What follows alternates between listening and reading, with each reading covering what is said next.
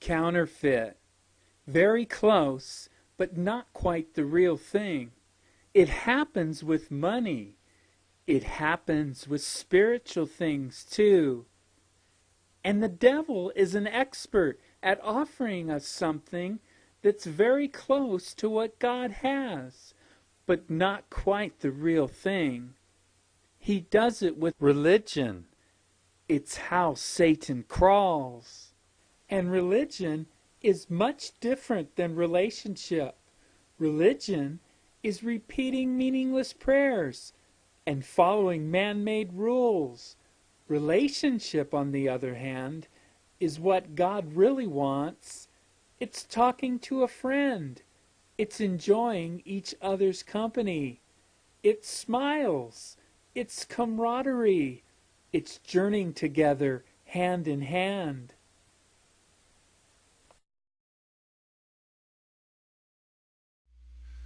Let's use the Pharisees of Jesus' time as a counterexample to what Mike is saying.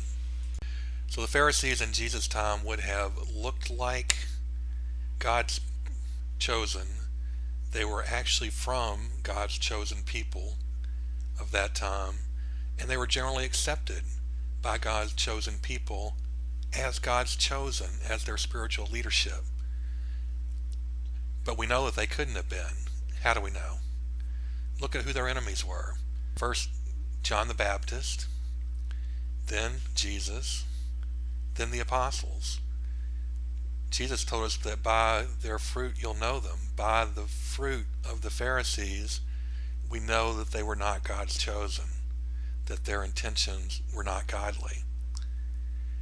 Have you thought that the men who chose to be in the sect of the Pharisees at their time had other choices?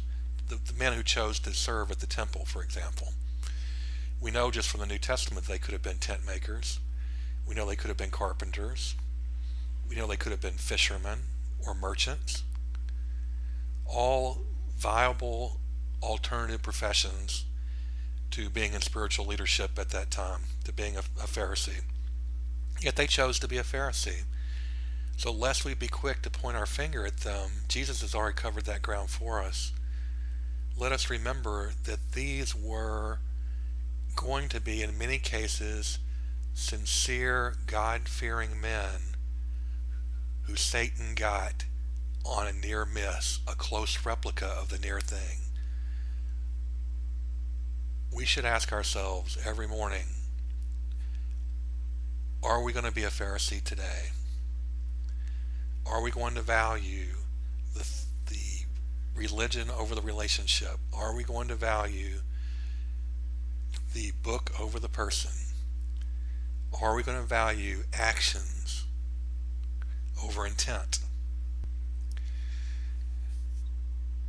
We know from James in chapter 1 verse 27, religion that God our Father accepts as pure and faultless is this: look after orphans and widows in their distress and keep oneself from being polluted by the world.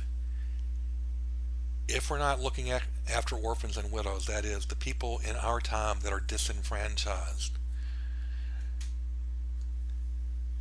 and we're not keeping ourselves holy, separate from the world, then today, in our time, we've bought into the near miss, and we're the Pharisees.